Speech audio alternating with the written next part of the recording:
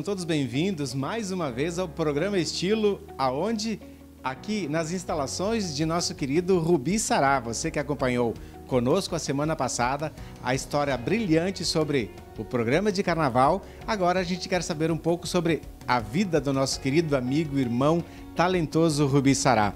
E é claro que na programação também você vai acompanhar alguns serviços do salão, a nossa top querida Maria Luísa e muito mais informações.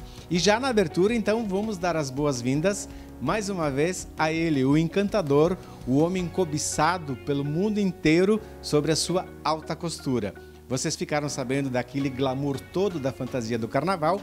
Hoje nós vamos saber do glamour da pessoa do Rubi. Como ele construiu a sua história, como começou, inspirado em quê que ele faz todo esse talento. Pois, Rubi, querido, seja mais uma vez bem-vindo ao nosso programa. Que delícia ter feito com você o programa do carnaval. E agora a gente está muito curioso para saber de você um pouco da sua vida. Pois é, eu que estou feliz aqui, agradecendo o convite teu, e que é com muito prazer. Sabe que tu é meu amigo do coração, né? Nós amamos você. É, não precisa nem agenda, só chegar e bater, porque é difícil às vezes. Qual é a pergunta? Conta pra gente assim um pouquinho, o Rubi criança, antes do Rubi chegar a estilista, e em que o Rubi pensou na sua fase da criança, da adolescência, até você ser este estilista renomado? Mas eu nasci no meio das agulhas, né?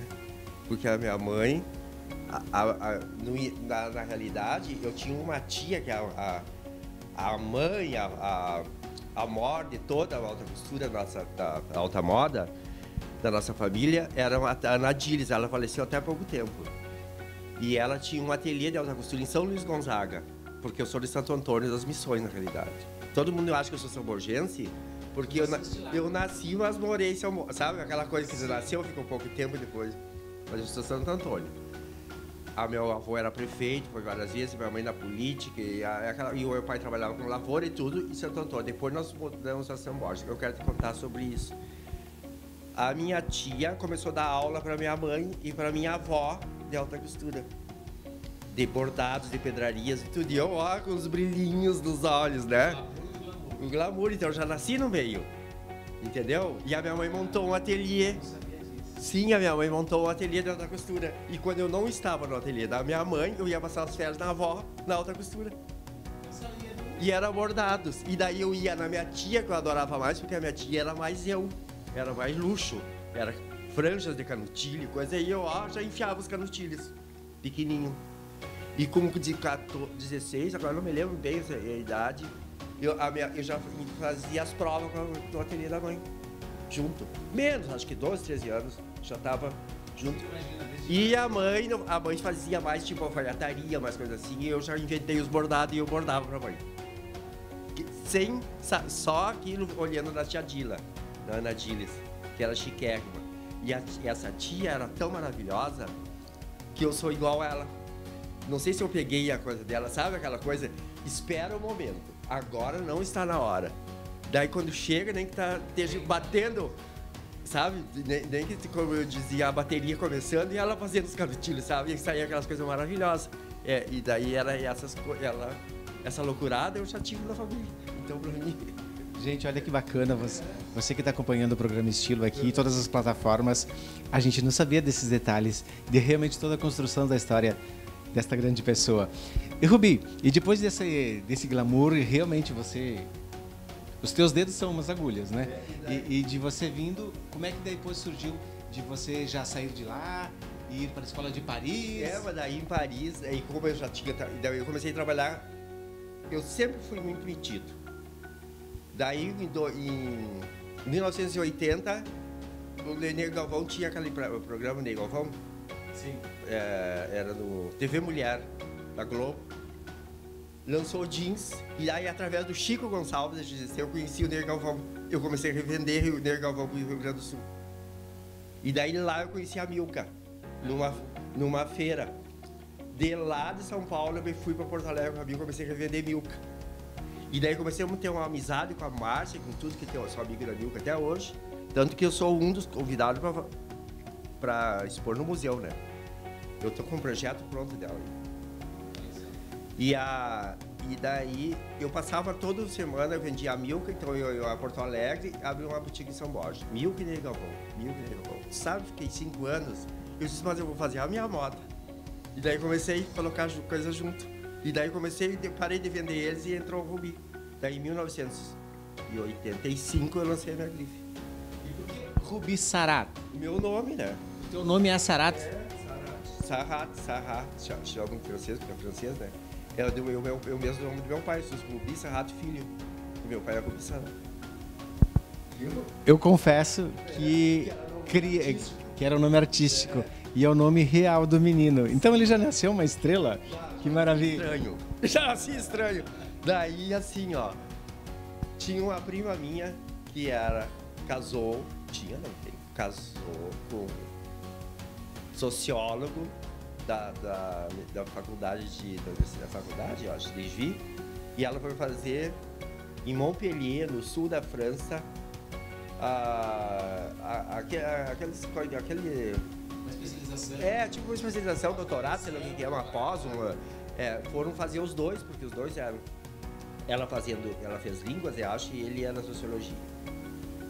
E daí ela me escreve uma carta, porque não tinha, ela escreveu uma carta para mim dizendo: primo querido, eu estou na cidade do sonho dos estilistas, em Paris. E estou morando bem poucos metros de Paris, poucos quilômetros, em Montpellier, no sul da França. Aproveita para te vir. Eu enlouqueci, né? Já enlouqueci. E daí que jeito? Foi para Paris. 1987. Recém tinha lançado a grife 85. 2 anos. A minha irmã, eu disse, vamos para Paris. Daí, escrevendo carta, ligando, olha, e daí era uma ficção. 2 anos eu estava em Paris. Eu cheguei e conheci um português, e o português ligou para a embaixada, fizemos uma amizade, conheci um parente de São Borja, um parente, fomos de atrás, ligamos para ele, ele disse, pode vir. Ele trabalhava na embaixada, ele que conseguiu o meu estágio e aí para mim entrar no Berceau.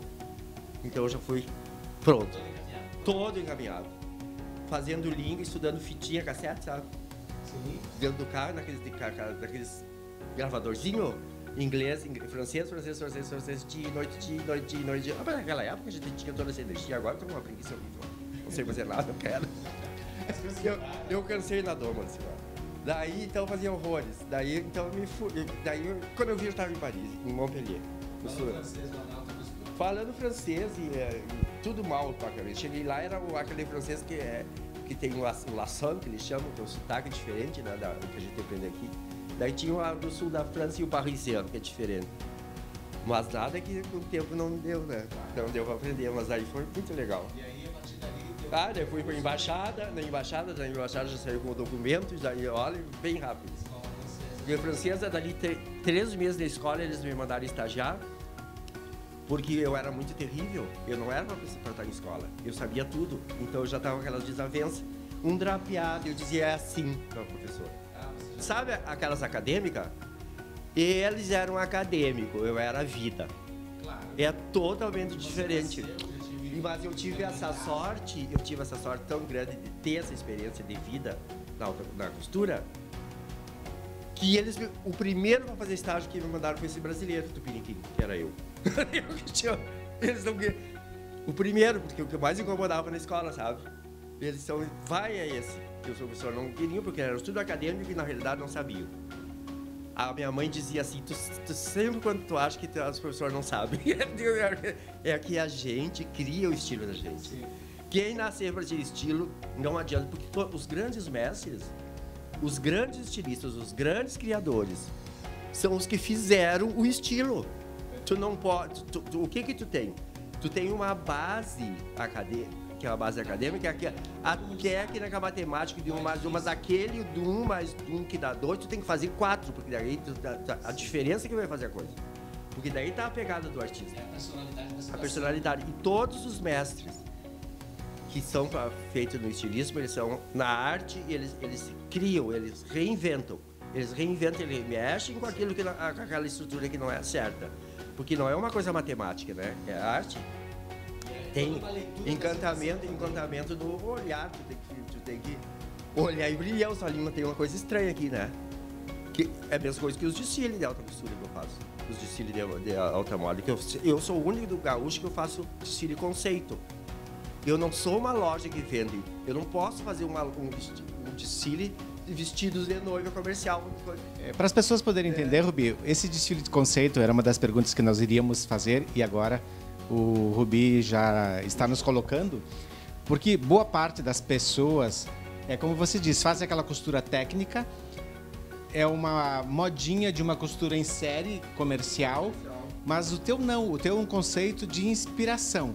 Aí você, pro leigo, chega e diz assim, mas eu nunca vou usar isso? Meu Deus, que horror! Meu Deus, que exagero! Mas é que ali... É a história da moda e a arte. Exatamente. Quanto estudo foi feito para montar aquele personagem em um único modelo, e aí você pegando uma única pedra para colocar no teu vestido, você já ganhou, né? É o compromisso social que a minha profissão tem que ter. Porque eu tenho que ter esse compromisso. É o dom que eu vim. E eu tenho que cumprir. Por mais que é muito difícil eu ter esse peito para cumprir, né? Porque eu sou o único corajoso e metido, porque para fazer um desfile conceito, ainda numa crise, vivendo de moda para grandes eventos, não tem. E aproveitando, a moda e alta costura depois disso tudo. A petulância de fazer, então é ossos mesmo do ofício, que eu acho que eu vim e eu tenho que cumprir essa missão. Então eu tenho que fazer desfile de conceitual, que é a regra do profissional. Para te ser um bom profissional, tu tem que ter as suas exigências. Eu não posso fazer um desfile de noivas comercial que eu fiquei venda. Então agora eu já sei. Eu só vou fazer desfile conceitual, que é a minha profissão. Tá, Rubi, e nesse seu autoconceito, todo esse conhecimento da alta costura, o que você agrega do teu diferencial? A tua diferença na tua alta costura, a tua inspiração, a qualidade do teu material. Mas é assim, ó, para mim conseguir fazer ainda essa alta moda e para ainda sobreviver com essa alta moda, que na realidade é desagregar. A alta costura está quase que tem todos os fundamentos da alta moda, da alta costura, da alta moda. As técnicas e tudo, e os materiais, de tudo mais comercial, mais barato, mais assim, para conseguir ainda semear essas fagulhas, sabe? Então são fagulhas. A situação hoje, né? A situação, digamos assim, vou fazer um cristal verdadeiro, tudo esvaroso, vou misturar umas pérolazinhas, não precisa ser pérola de vidro, vou botar algumas coisas, mas que tenha esse efeito. A gente não pode deixar morrer esse glamour e essa fantasia que ainda brilha os olhos das pessoas.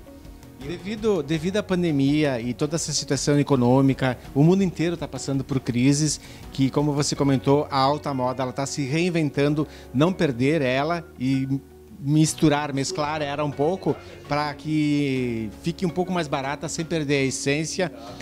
Mas as coleções ainda está em Paris e Milão, o grande berço da fantasia, do luxo. Tem empoderamento, né? O empoderamento, o dinheiro, as grandes finanças. E quando tu pega nome, tu pode fazer a coisa melhor aqui, mas lá vai ser sempre. Porque toda a imprensa, tem toda uma história de império, de monarquia, de anos passados. Tudo historicamente, eu acho que é. E eles, por mais eles têm essa batalha sofrendo e vendendo perfume para manter porque a alta costura mesmo não mantém mais eles, né?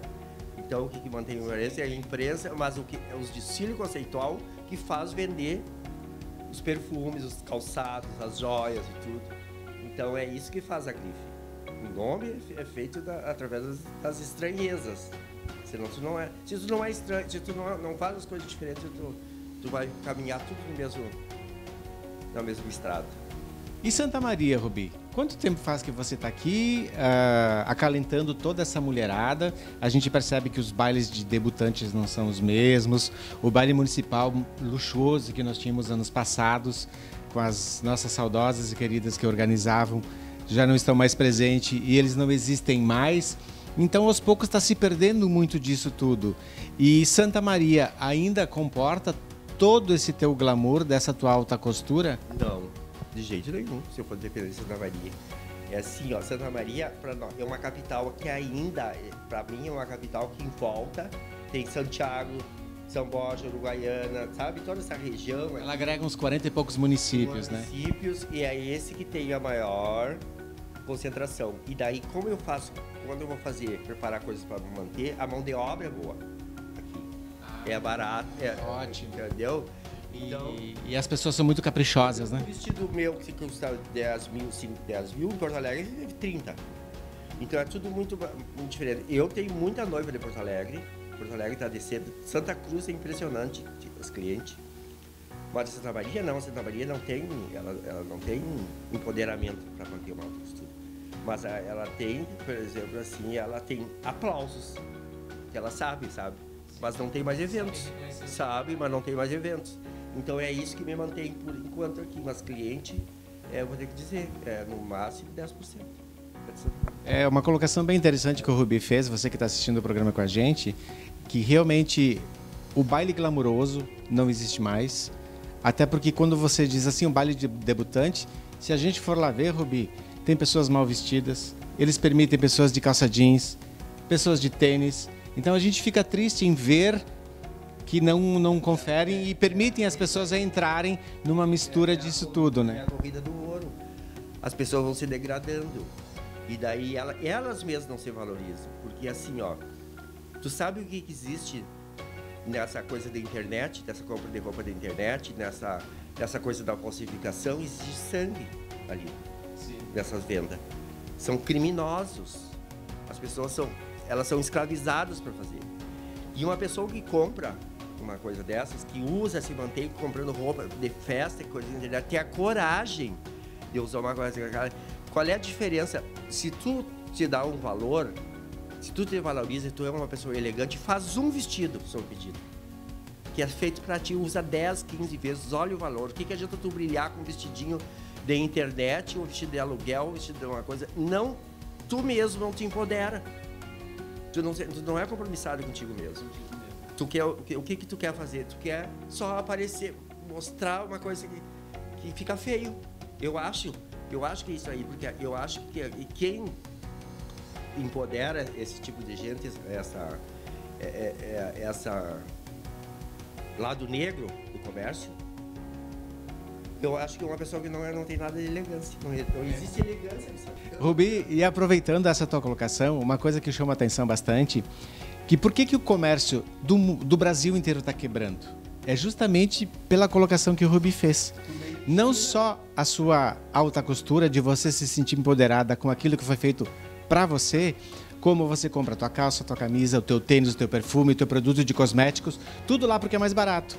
Mas como o Rubi disse, tem sangue. Você sabe como é que é escravizado o serviço lá da China? Se eles têm algum direito? Como é que é o trabalho deles? Ao horário de trabalho, aonde eles moram, o que eles ganham por mês? Eles têm liberdade de expressão? Eles têm independência? São escravizados. Pois é, e a gente está vestindo o sangue daquelas pessoas. E ao mesmo tempo, sacrificando o comércio local. As lojas de Santa Maria sofrem aí e querem ser elegantes. Eu sou elegante, mas não tem elegância nenhuma. Não comprou uma roupa, é uma fantasia.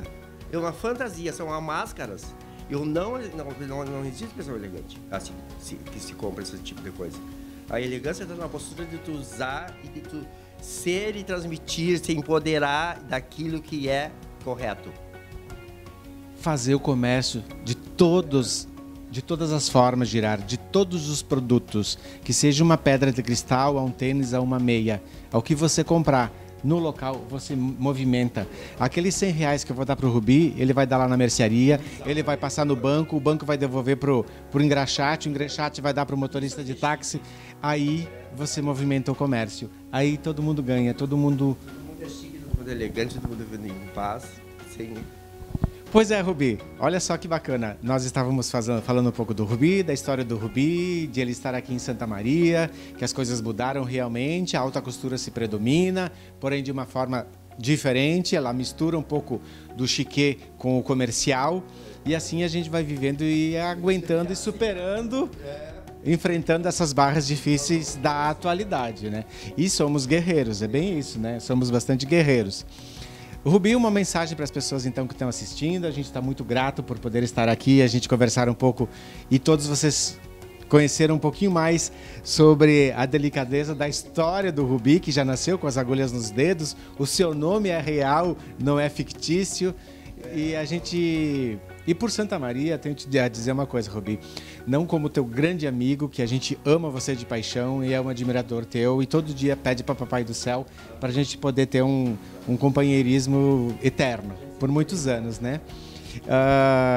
Eu acho que Santa Maria, ela tem que realmente esticar o tapete para você, por todas as alegrias, por todas as famílias, por todos os lares da sua costura, que nos seus álbuns de famílias, um dia vai lá ver o seu primeiro aninho, os seus 15 anos, a sua formatura, o seu casamento.